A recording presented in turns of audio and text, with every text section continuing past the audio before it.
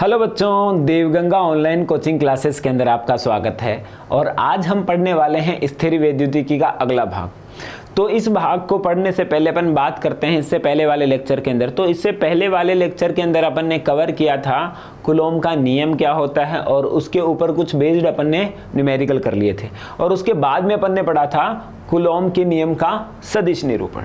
ठीक है, और आज हम पढ़ने वाले हैं अध्यारोपण का सिद्धांत।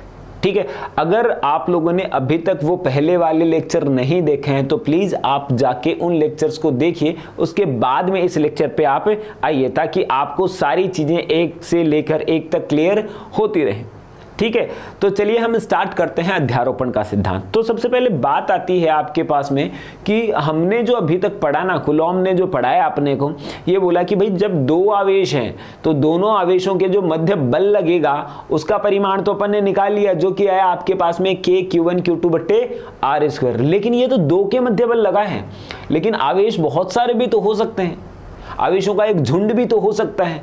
तो उसके कारण किसी एक आवेश पर बल अपन किस प्रकार से निकालेंगे, और वो निकालेंगे हम अध्यारोपण के सिद्धांत के अनुसार। ठीक है, तो करना क्या है आपको कि अपने को क्या करना है कि अध्यारोपण के सिद्धांत से आवेशों के निकाय के कारण किसी एक आवेश पर कुल बल का मान निकालना है। आवेशों के निकाय के कारण, झुंड के कारण किसी एक आवेश पर कुल बल का मान निकालना है, और वो हम निकालते हैं अध्यारोपण के सिद्धांत से, जो कि अपने को बताता है ये चीज।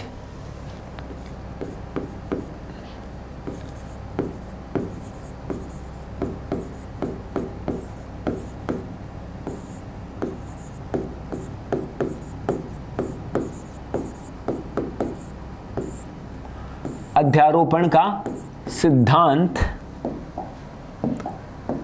ये क्या बताता है अपने को, ये बोलता है कि भाई आवेशों के निकाय के कारण किसी एक आवेश पर जो कुल बल का मान है वो सभी आवेशों के कारण लगने वाले अलग अलग बलों का सदिश योगफल प्राप्त होगा। क्या बताया, आवेशों के निकाय के कारण किसी एक आवेश पर कुल बल का मान है वो सभी आवेशों के कारण लगने वाले अलग अलग बलों का सदिश योगफल के बराबर प्राप्त होगा, और यही था अध्यारोपण का सिद्धांत। तो क्या बताया, डेफिनेशन लिखते हैं पहले अपन।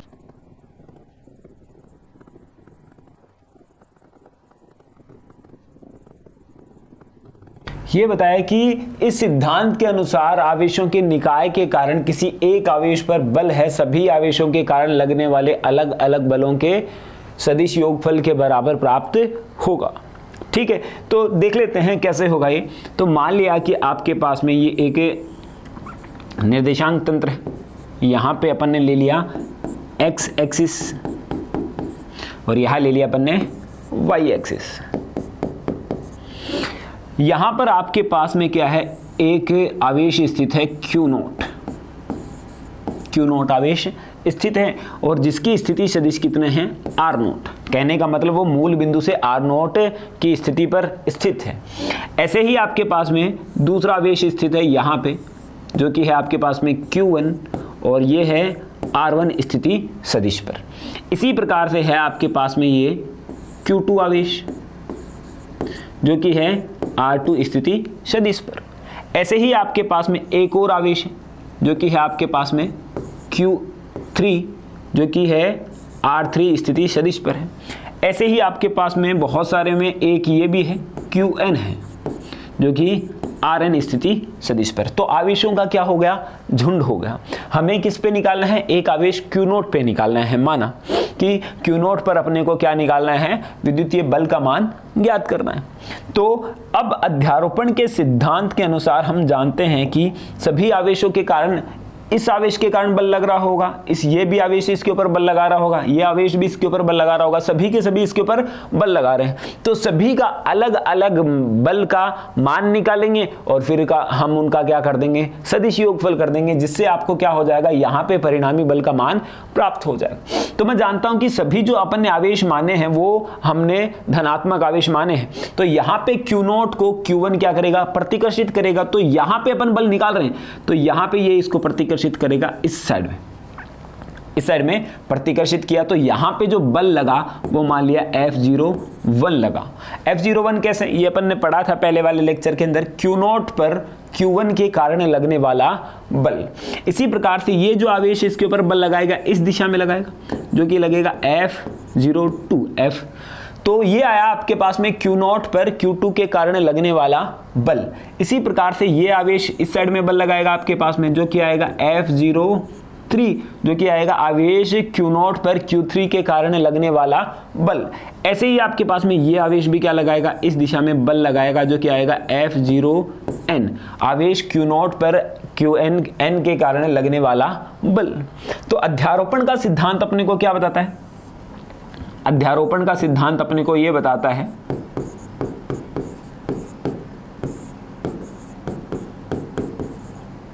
सिद्धांत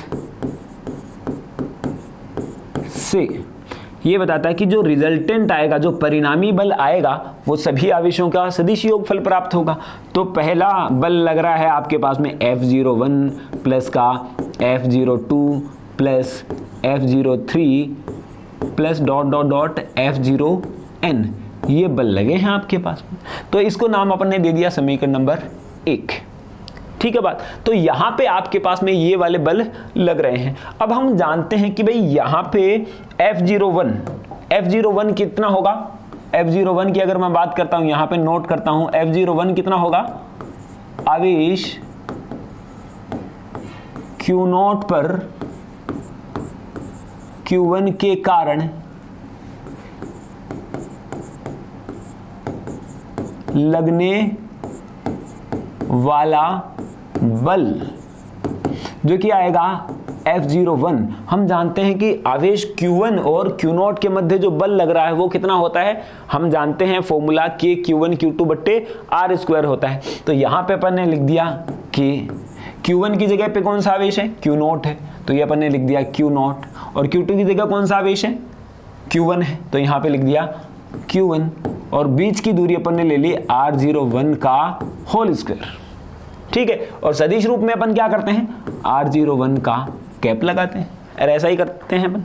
अध्यारोपण के जो कुलॉम के नियम के सदिश निरूपण के अंदर अपन ने पढ़ा था, एकांक सदिश से अपन गुणा करते हैं, कभी भी अपने को सदिश का मान ज्ञात करना होता है।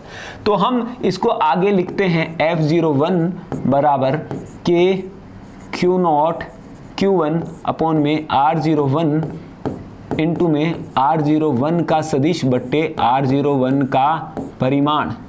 अरे ऐसा किया था ना अपन ने। हम जानते हैं एकांक सदिश की परिभाषा है ये, और इस पर जैसे अपन ने ये मान निकाल दिया है। तो ऐसे अपन क्या करेंगे, यहाँ पे इसका मान रखेंगे। F01 का जो मान प्राप्त हुआ आपके पास में कितना हुआ?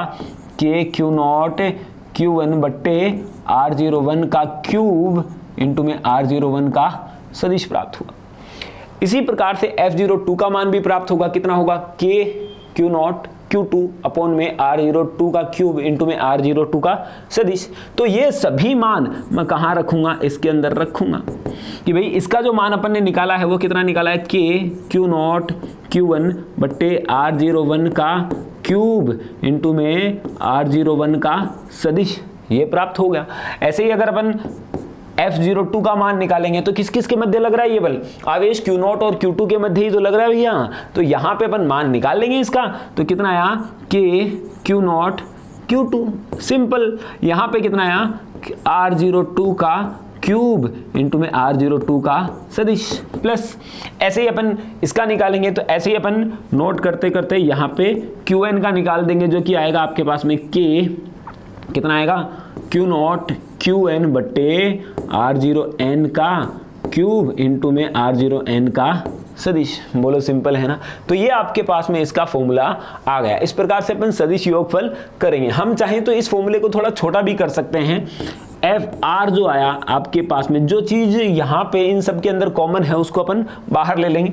तो यहाँ पे ले लिया के Q0 बाहर। अब ये बाकी की सारी चीजें रिपीट हो रही है। R02 R01 R02 R03 R04 R0n, ऐसे ही यहाँ पे भी हो रहा है ये रिपीट। तो हम इसको समीशन फॉर्म में लिख लेते हैं। ये समीशन कहाँ से कहाँ तक चेंज हो रहा है? R01 है, R02 है, यानी कि ये वाला चेंज हो रहा है। ये वाला पॉइंट चेंज हो रहा है। तो I ले लेता हूं जो चेंजेबल है। और कहाँ से कहाँ तक हो रहा है? 1 से लेकर n तक चेंज हो रहा है। यही तो चेंज हो रहा है, ये वाला और ये वाला पॉइंट, ये वाला पॉइंट चेंज हो रहा है। तो यहाँ पे कहाँ से चेंज हो रहा है, 1 से लेके n तक। तो मैंने जो परिवर्तनशील ले लिया वो i ले लिया, i 1 से लेके n तक। तो यहाँ पे लिखा मैंने r0 i का सदिश, ठीक है, और इनटू में qi, सॉरी ये qi भी तो साथ में आएगा, q1 q2 q3 ये भी निकल के आ रहा है। और बट्टे में कितना आएगा आपके पास में, r0 i का क्यूब। तो ये आपके पास में फॉर्मूला निकल के आएगा, बहुत इंपॉर्टेंट, ये आपके पास में ये फॉर्मूला निकल के आ गया है, ठीक है। तो ये अपन ने अध्यारोपण के सिद्धांत से आवेश पर बल का मान निकाल लिया। इसी के साथ में अध्यारोपण का सिद्धांत अपने को एक बात और इंपॉर्टेंट बताता है जो कि नोट करने लायक है। तो ये बताता है कि भाई जो Q1 और Q2, Q0 और Q1 के मध्य जो बल लग रहा है जो कि है F01, वो F02 पर कोई प्रभाव नहीं डालेगा, अप्रभावित रहेगा F02 इसकी वजह से। ऐसे ही इसकी वजह से ये अप्रभावित रहेगा। कहने का मतलब सभी जो बल है वो एक दूसरे से अप्रभावित रहेंगे। इसका मतलब ये हुआ कि भाई ये बल लग रहा है तो ये कम या ज्यादा अपन नहीं लिखेंगे, अपन सीधा लिखेंगे भाई इसके मध्य ये बल लग रहा है, इसके मध्य ये लग रहा है और सदिशों का योगफल, क्योंकि वो चीज आपके पास में कैलकुलेट हो जाएगी सदिश योगफल में।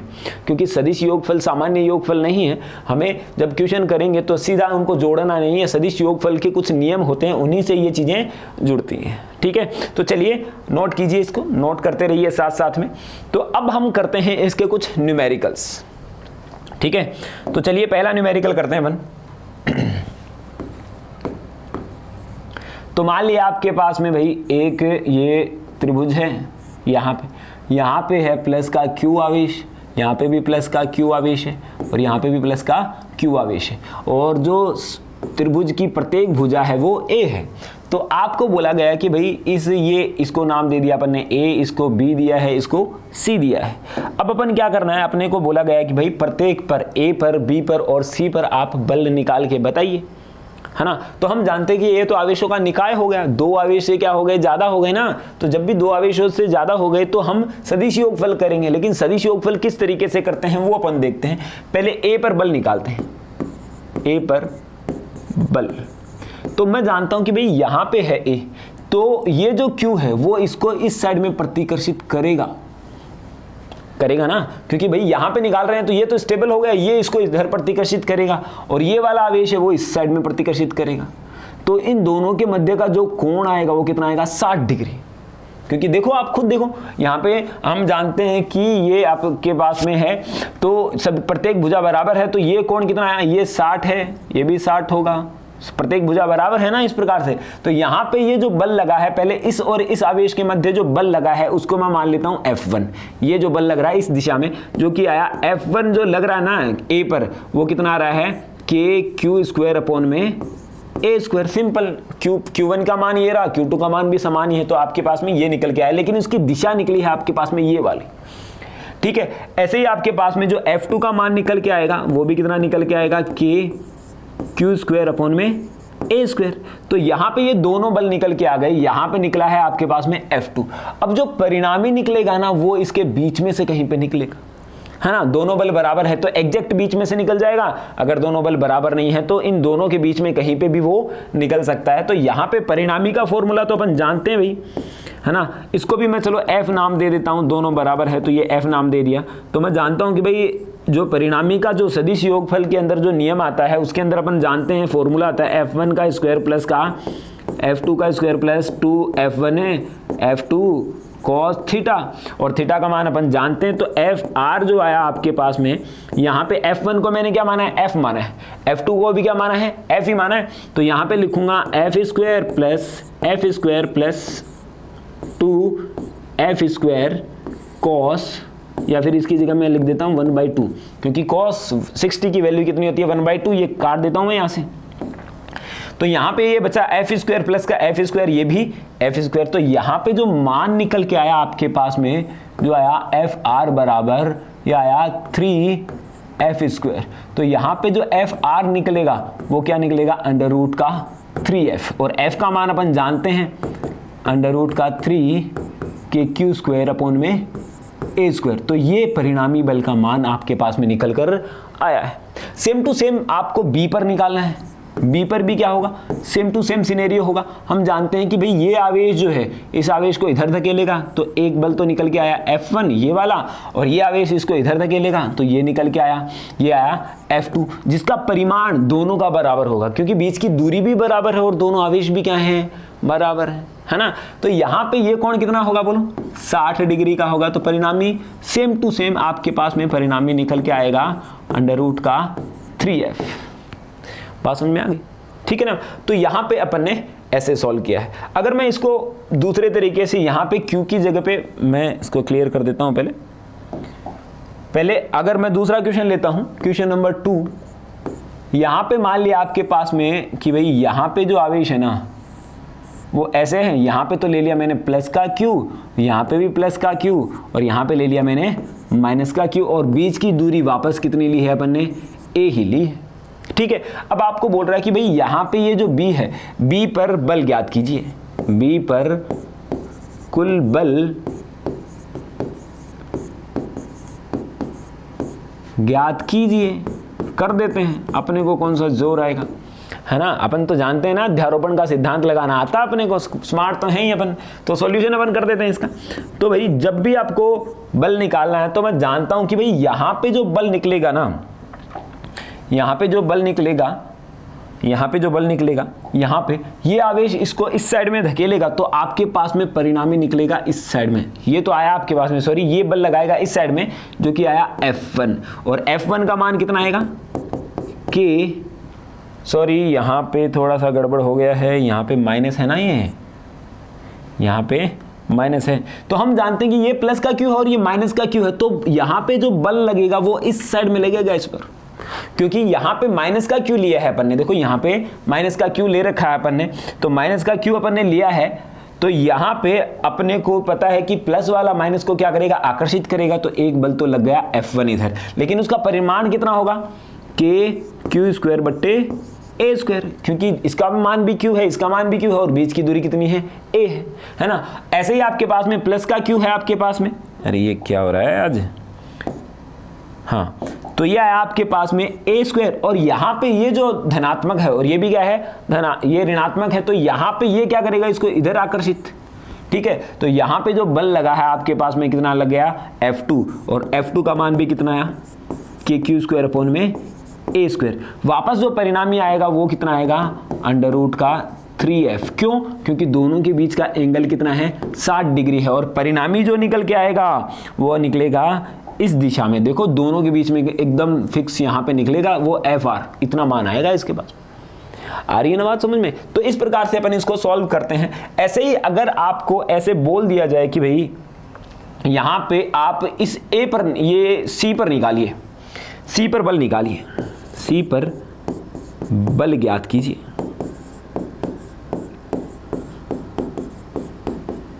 C पर बल ज्ञात करेंगे अपन। तो C पर जब भी अपन बल ज्ञात करेंगे तो यहाँ पे मैं इसका डायग्राम बना लेता हूँ। पहले तो ये रहा आपके पास में त्रिभुज, यहाँ पे अपन ने लिया माइनस का Q, यहाँ पे ले लिया है प्लस का Q, और यहाँ पे भी लिया है प्लस का Q।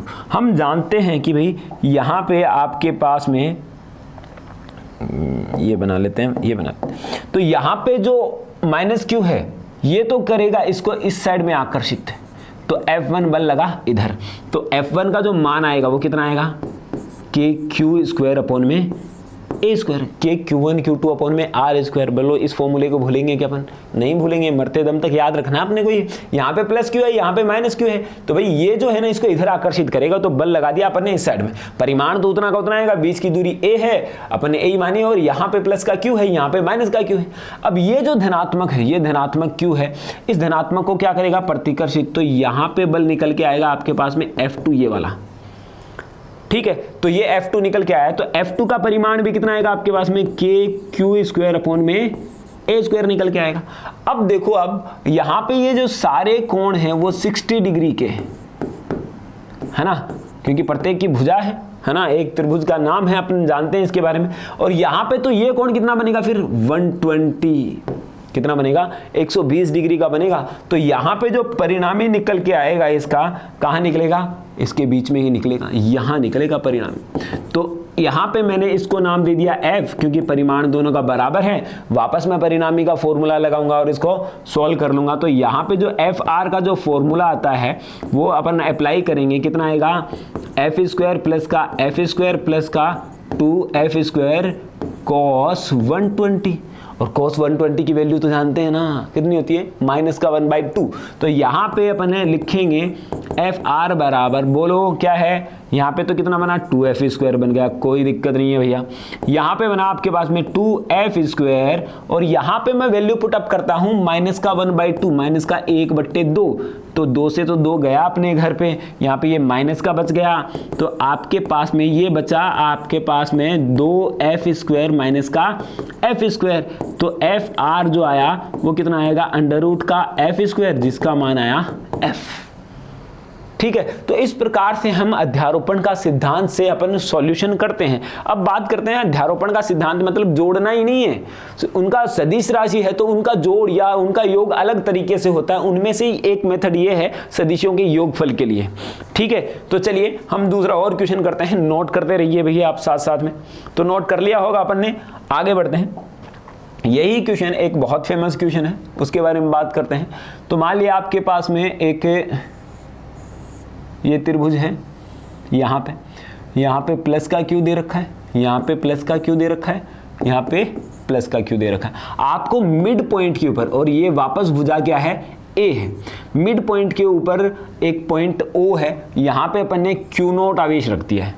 कितना आवेश रख दिया है, क्यू नोट। अब बोल रहा है कि भाई क्यू नोट पर, ये जो क्यू नोट आवेश आया है, क्यू नोट आवेश पर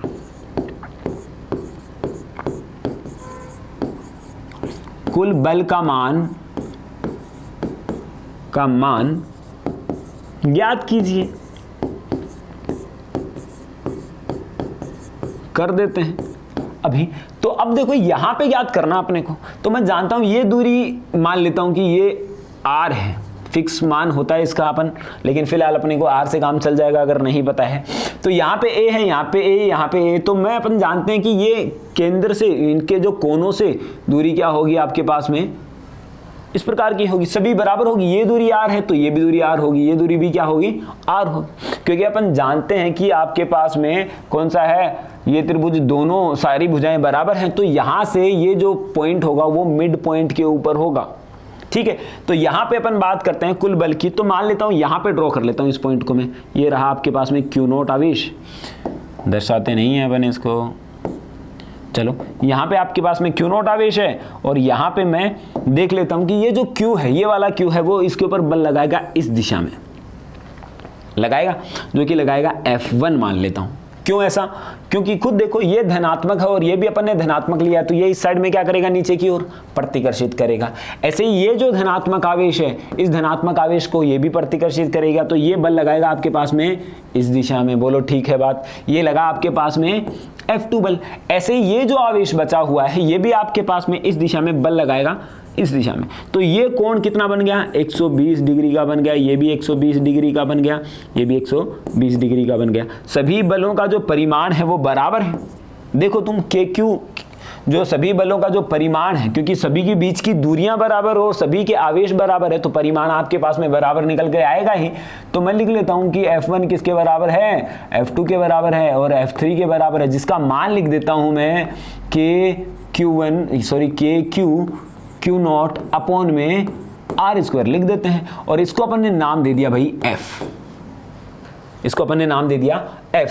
तो अब हम देखते हैं, इसको सॉल्व करते हैं। तो हम जानेंगे कि भाई यहाँ पे अपन इसको सॉल्व कर रहे हैं, तो पहले तो मैं इन दोनों को सॉल्व कर लेता हूँ। तो इन दोनों का जो परिणामी निकल के आएगा वो यहाँ निकल के आएगा, इन दोनों का F2 और F3 का परिणामी। तो यहाँ पे निकल के आया आपके पास में F23 बोल देता हूँ इसको मैं, यहाँ पे आएगा आपके पास में F2 का स्क्वायर प्लस का F3 का square plus 2F2 F3 cos 120। कोई दिक्कत है क्या भैया, देखो यहाँ पे मैंने इसको ऐसे कवर कर लिया और यहाँ पे मैं इसको सॉल्व करता हूं तो परिणामी बीचों बीच निकल के आएगा। अपन जानते हैं दो कि बलों का परिमाण बराबर है, तो यहाँ पे F23 का जो मान आएगा जो कि इस दिशा में है, F23 बोल दिया अपन ने इसको, यहाँ पे जो मान आएगा वो कितना आएगा, हम जानते हैं कि F2 इन सब का मान बराबर है, तो इसको मैं लिखता हूँ F स्क्वायर, ये भी आया आपके पास में F स्क्वायर प्लस का 2F स्क्वायर कॉस की वैल्यू माइनस का 1/2, कॉस 120 की वैल्यू इतनी होती है, तो यहाँ पे अपन इसको उड़ा दिया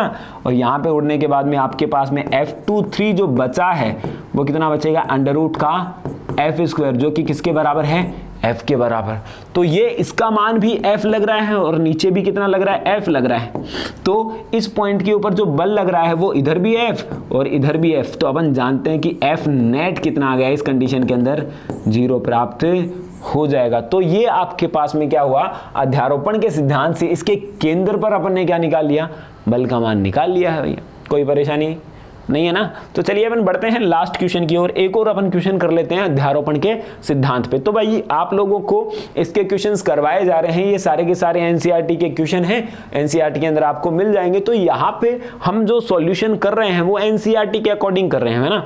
तो आरबीएससी और हिंदी मीडियम का सॉल्यूशन आप लोगों को मिल रहा है, तो आप नोट्स बनाते रहिए और आपकी एग्जाम की प्रिपरेशन लगातार और रेगुलर होती रहेगी, ठीक है। तो यहाँ पे अपन करते हैं क्वेश्चन एक और, मान लेते हैं आपके पास में भाई यहाँ पे बहुत सारे आवेश हैं, यहाँ पे मान लेता हूँ कि 2 माइक्रोकूलम है ना, और यहाँ पे A पॉइंट है, यहाँ पे भी मान लेता हूँ 2 माइक्रोकूलम आवेश है, यहाँ पे B पॉइंट है, यहाँ पे भी मान लेता हूँ 2 माइक्रोकूलम है, और यहाँ पे है आपके पास में C पॉइंट जहाँ पे है 2 माइक्रोकूलम आवेश, ठीक। अब ये जो दूरी है यहाँ पे इसको मैं ले लेता हूँ O, है ना।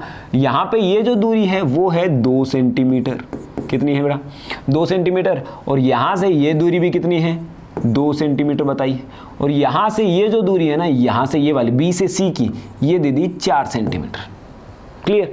तो अब बोल रहा है आपको किसी भी एक के ऊपर आपको बल निकालना है, ऐसा बोल दिया भाई A पर बल निकालिए, A पर बल ज्ञात कीजिए।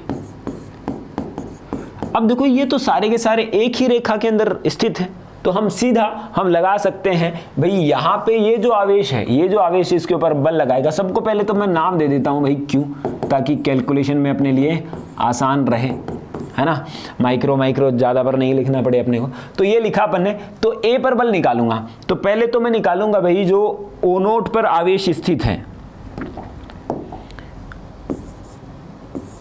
O पर स्थित आवेश के कारण,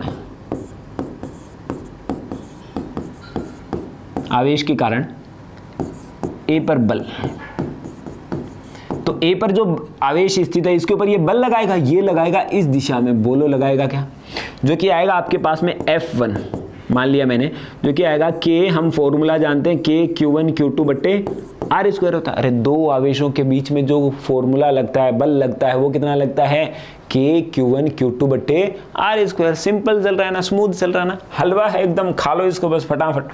तो यहाँ पे ये बल लग रहा है, तो भाई दोनों आवेश तो बराबर हैं, तो मैं कितना लिख देता हूँ यहाँ पे F1 बराबर, या आपके पास में KQ स्क्वायर, और यहाँ पे मैं लिख देता हूँ 2 सेंटीमीटर का स्क्वायर, तो यानी कि 2 गुणा 10 की घात -2 का होल स्क्वायर। ऐसा क्यों किया, सेंटीमीटर पे है ना बाबा, तो यहाँ पे अपने को मीटर में चेंज करना ही पड़ेगा इसको।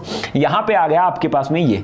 ऐसे ही अगर मैं बात करता हूँ और इसकी दिशा है आपके पास में I कैप, इस दिशा में लग रहा है, सीधा आपके पास में दिशा है ना, तो यहाँ पे अपन करेंगे। ऐसे ही जो B के कारण जो बल लग रहा है, B पर जो आवेश स्थित है, B पर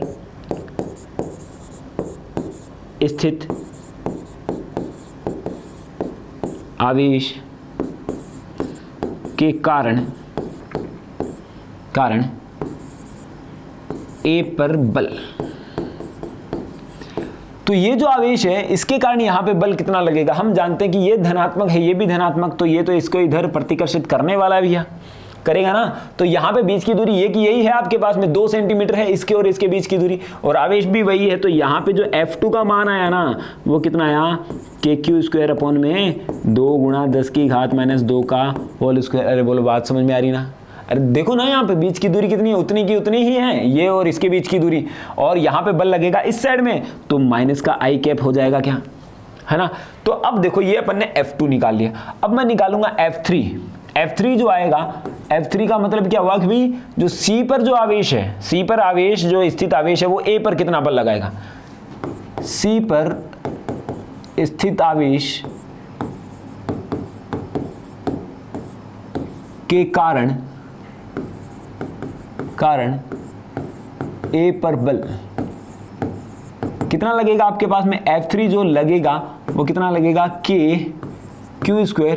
अब बीच की दूरी बताएं भाई, A और C की बीच की दूरी तो 2 तो ये रही और 4 ये रही, तो कितना हो गया, 6 हो गया। तो ये आया आपके पास में 6 सेंटीमीटर, तो 6 गुणा 10 की घात -2 का होल स्क्वायर, लेकिन माइनस का आई कैप में, ठीक है। अब देखेंगे अपन इन सब को जोड़ेंगे तो यहाँ पे जो सदिश योगफल करेंगे तो FR जो निकल के आएगा कितना आएगा, F1 प्लस का F2 प्लस का F3, ठीक है। यहाँ पे अपन देख रहे हैं कि भाई जो F1 और F2 का मान तो बराबर है लेकिन विपरीत दिशा में, एक इधर लग रहा तो एक इधर लग रहा, तो ये तो एक दूसरे को कैंसिल कर देंगे, तो आपके पास में सिर्फ बचेगा F3।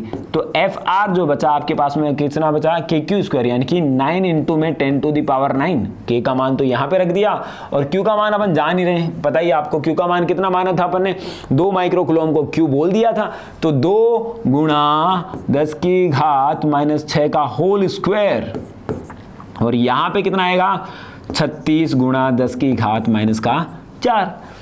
तो यहाँ पे अपन इसको सॉल्व करेंगे, FR बराबर ये तो आया आपके पास में 9 गुणा 10 की घात 9 गुणा ये आएगा 4 गुणा 10 की घात -12 बट्टे 36 गुणा 10 की घात -4।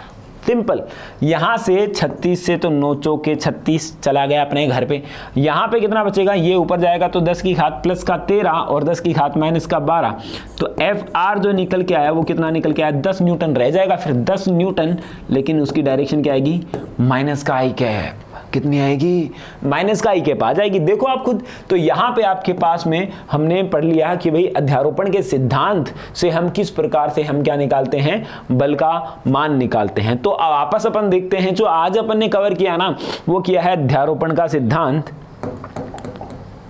अध्यारोपण का सिद्धांत अपने को बताता है कि आवेशों के निकाय के कारण किसी एक आवेश पर जो कुल बल का मान है वो सभी आवेशों के कारण लगने वाले अलग अलग बलों के सदिश योगफल के बराबर प्राप्त होता है, जो कि अपन ने देख लिया और उसकी डेरिवेशन अपन ने निकाली। इसके बाद में अपन ने क्या किए हैं, इसके कुछ न्यूमेरिकल्स किए हैं कि भाई यहाँ पे एक त्रिभुज है, यहाँ पे इस आवेश पर बल निकाला, फिर उस आवेश पर बल निकालना, तो काफी सारे अपन ने क्वेश्चन भी कर लिए हैं। तो यहाँ तक आप लोगों को समझ में आया होगा, और मैं जानता हूँ कि आप लोग नोट तो कर ही रहे हैं, नोट कर रहे हैं, तभी आप इस लेक्चर के अंदर आए हैं, आपको पिछले वाला समझ में आ चुका है, इस वजह से आप यहाँ पे हैं। तो चलिए, आप लोगों ने कवर कर लिया होगा। आगे वाले लेक्चर के अंदर अपन पढ़ेंगे और भी विद्युत क्षेत्र वाली चीजें पढ़ेंगे, तो तब तक के लिए आप इसको कवर कीजिए, याद कीजिए और उसके बाद में इसके क्वेश्चंस बनाइए, और लाइक और सब्सक्राइब और शेयर करना बिल्कुल नहीं भूलें।